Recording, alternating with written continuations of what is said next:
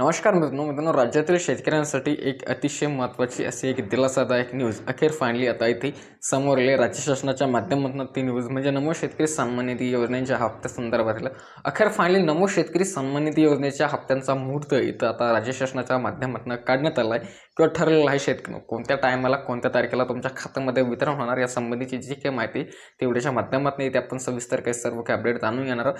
तत्पूर्वी शेतकऱ्यांना हे देखील जाणून घेणं महत्त्वाचं आहे की तुमच्या खात्यामध्ये हप्ता येणार की नाही, कारण की शेतकरी या हप्त्या वेळेस बरेच काही नियम अटी कसे लावण्यात आले. जसं की वारंवार आपण याच्या अगोदर पण जाणून घेतलं होतं, परंतु म्हटलं एकदा हप्ता वितरण होता. अखेर फायनल प्रोसेस पूर्णतः अंतिम टप्प्यात येते आहे. लवकरच तुमच्या खात्यामध्ये नमो शेतकरीचा हप्ता वितरण होणार आहे.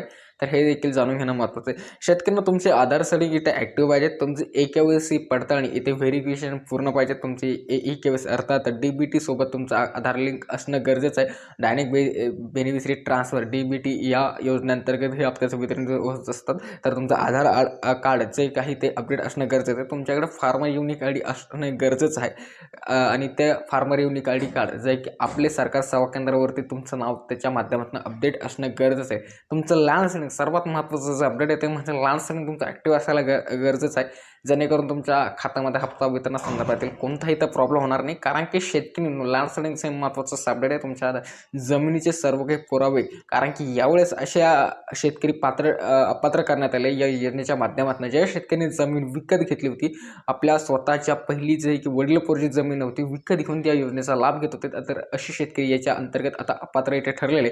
जवळपास या योजनेसाठी शेतकरी राज्यातील जे की 90 लाखाहून अधिक शेतकरी पात्र 90,19,000 एवढे शेतकरी नवीन आकड्याच्या किंवा नवीन आकडेवारीच्या माध्यमातून पात्र आहे, जे की PM किसान सन्मान निधी योजनेच्या 22 हप्त्यासाठी ते पात्र ठरलेले होते शेतकरी मित्रांनो. आता मित्रांनो, हप्ता वितरणाची प्रोसेस ही जे आहे की 18 ते 19 मार्च दरम्यान शेतकऱ्यांच्या खात्यात झाले असते, परंतु याचे काही कारण होते जे की आपल्या राज्याचे कृषी मंत्री दत्तात्रय भरणे यांच्या माध्यमातून सांगण्यात आलं होतं की याच्या संदर्भातील निधीची तरतूद ऑलरेडी ते झाले. जवळपास दिनांक 16 मार्च 2026 रोजी 1774 कोटी रुपयाच्या निधीची तरतूद जे की पुढील हप्त्याच्या वितरणासंदर्भात झाली आणि पहिला काही राखीव निधी आहे इतर काही योजनांचा जवळपास 262 कोटी रुपयापर्यंतचा, तर असं जे की तब्बल 1850 ते 1900 कोटी रुपयाच्या निधीची तरतूद आता पुढील हप्त्यासंदर्भातील राज्य शासनाच्या माध्यमातून झाली. याच्या संबंधीची त्यांनी माहिती देखील दिली कृषी मंत्र्यांनी यांनी की आता हप्ता वितरण होणार आहे, परंतु मध्ये जे आहे की गुढीपाडवा सण आला त्याला सुट्टी होती, त्याचबरोबर आहे की ईद आलं, त्या रमजान ईदच्यामुळे ही सुट्टी असल्यामुळे या कारणामुळे हप्ता वितरण होणं शक्य नव्हतं आणि पुढील जे की रविवार असल्यामुळे जे आहे की शेतकऱ्यांना हप्ता वितरण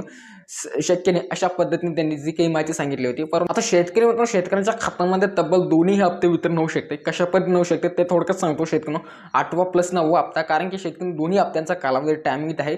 बऱ्याचदा शासन असं करत असतं की एकाच वेळी दोन्ही हप्त्यांचं वितरण म्हणजे नमो शेतकरी PM किसान तर करत होतं, परंतु आता ज्यावेळी की PM किसान नमो शेतकरी मागे पुढे झाले. परंतु शेतकरी तुम्हाला सांगू शकतो की शासनाचं काहीच अधिकृत नसतं, वेळेवरती सर्व काही हप्त्यांचं वितरण ते करत असतं. तर नक्कीच जर कधी राखीव निधी असला, शेतकरी ऑलरेडी काही राखीव निधी असतो राज्य शासनाकडे किंवा शासनाच्या तिजोरीमध्ये, तो निधीच्या माध्यमातून शेतकऱ्यांच्या खात्यामध्ये त्या हप्त्यांचं वितरण ते करत असते.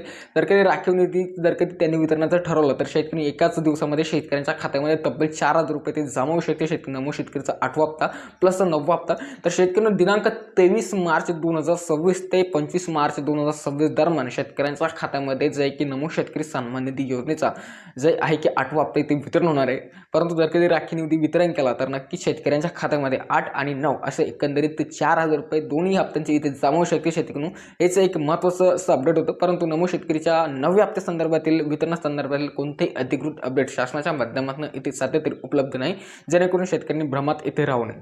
बाकी खूप धन्यवाद शेतकऱ्यांनो. पुढील असलेच महत्त्वपूर्ण व्हिडिओज बघण्यासाठी चॅनलमध्ये नक्कीच तुम्ही सबस्क्राईब इथे करू शकता. खूप धन्यवाद.